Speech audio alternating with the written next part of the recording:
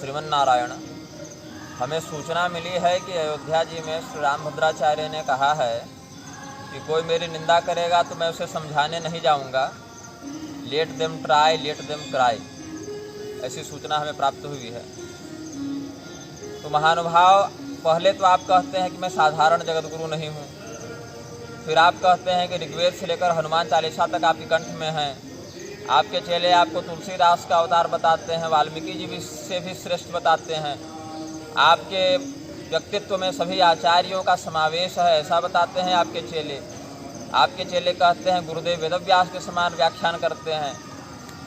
फिर आपने माँ के दूध की चुनौती देते हुए मुझे शास्त्रार्थ के लिए ललकारा कि काशी आकर विद्वत परिषद शास्त्रार्थ परिषद के सामने शास्त्रार्थ करो, जो मैंने स्वीकार भी कर लिया।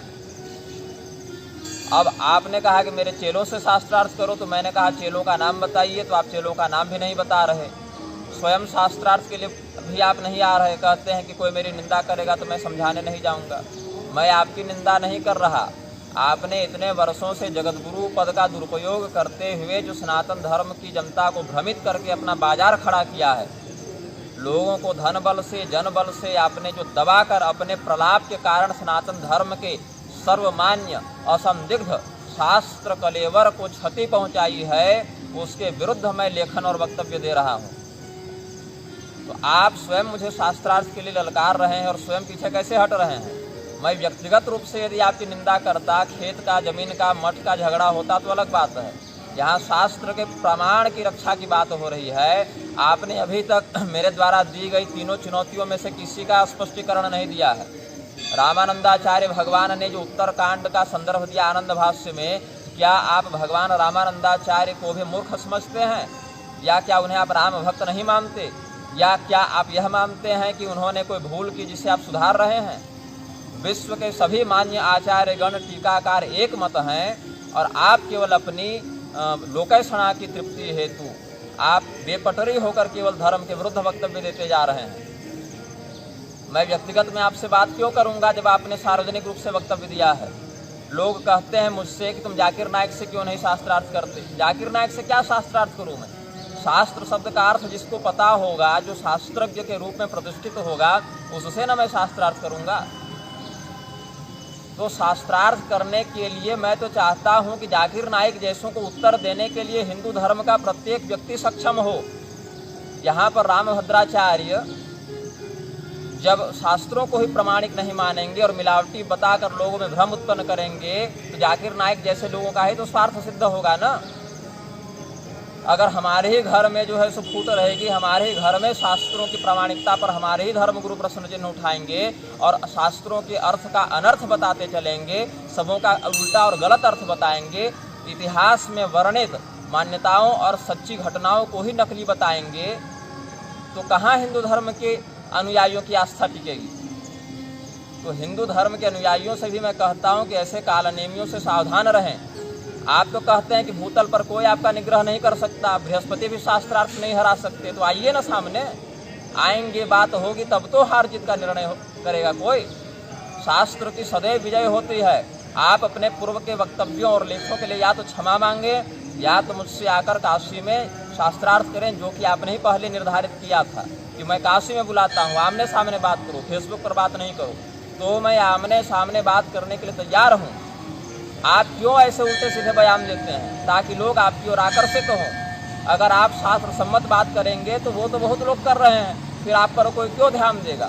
आप जानबूझकर ऐसे विवादास्पद प्रवचन देते हैं ताकि लोग आपकी ओर आकर्षित होकर आपको विद्वान समझें। मैं नहीं मानता कि आप शास्त्रज्ञ हैं। रट लिए होंगे आपने बहुत से ग्रंथ, समझने की क्षमता प्रज्ञा आपके अंदर नहीं है बिल्कुल भी। शास्त्रों को समझने में आप बिल्कुल शून्य हैं। आप मुझे कहते हैं बालक है अभी, बालक है अभी। बालक मैं हो सकता हूँ, भगवान रामानंदाचार्य भी बालक थे क्या, जो उन्होंने उत्तरकांड को संदर्भित कर दिया।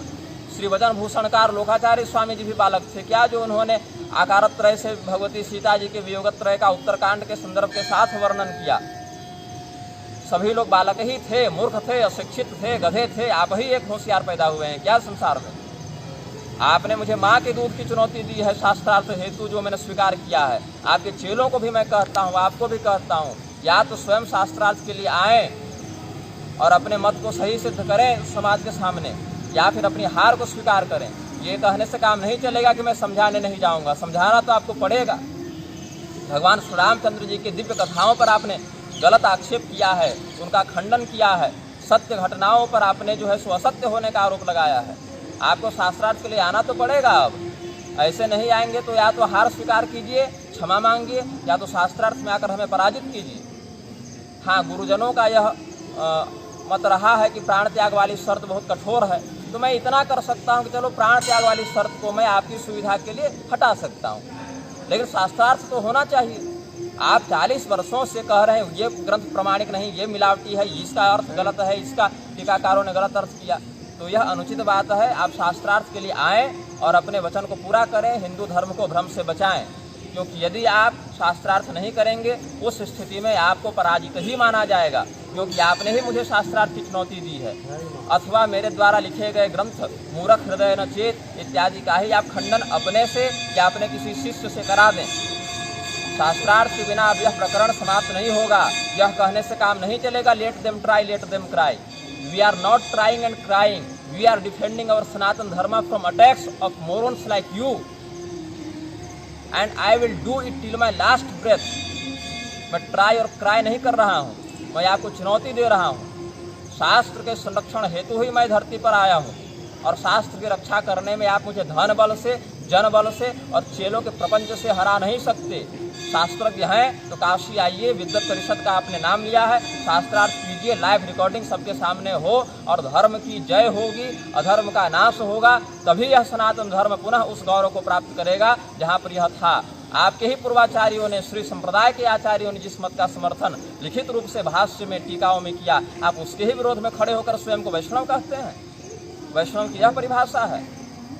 शास्त्र को यदि आप अपनी निजी प्रतिष्ठा से ऊपर मानते हैं तो शास्त्रार्थ के लिए आए।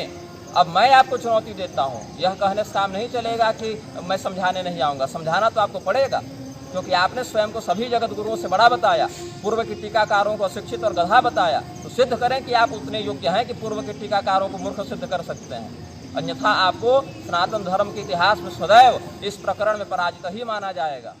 जय श्रीमन नारायण।